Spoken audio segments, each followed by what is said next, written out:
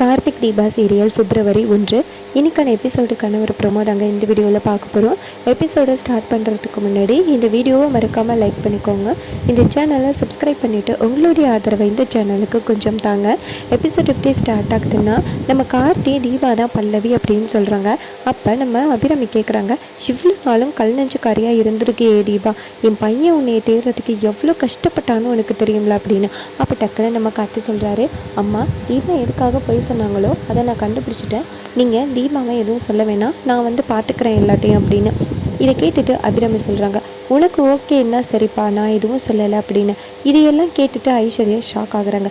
என்னடா இது, தீபா என்ன தப்பு பண்ணாலும் இந்த அபிராமி சரின்னு சொல்கிறாங்களே, நமக்கு தெரியாமல் ஏதோ ஒரு விஷயம் இருக்குது அப்படின்னு.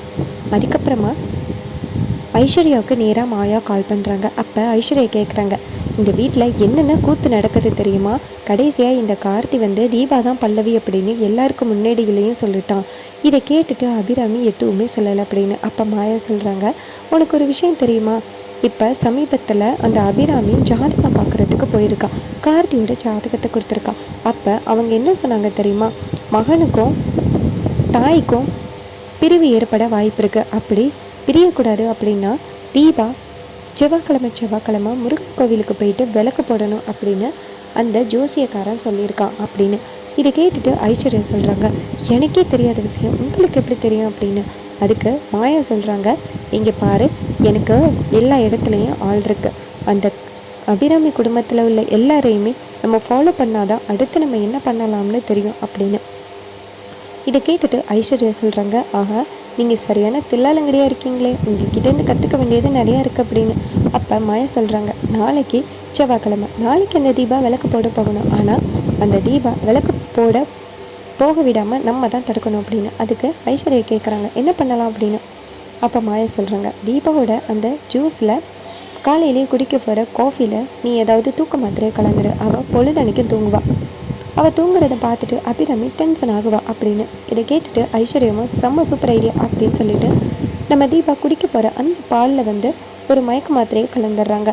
இதை நம்ம தீபாவுக்கு தெரியாமல் எடுத்து குடிச்சிடுறாங்க. ஒரு நாள் ஃபுல்லாக தீபா எந்த வித யோசனையும் இல்லாமல் தூங்கிடுறாங்க. இன்னொரு பக்கம் நம்ம மீனாட்சி ஓடி வந்து கிளப்புறாங்க தீபாவை. ஆனால் தீபா கிளம்பவே இல்லை.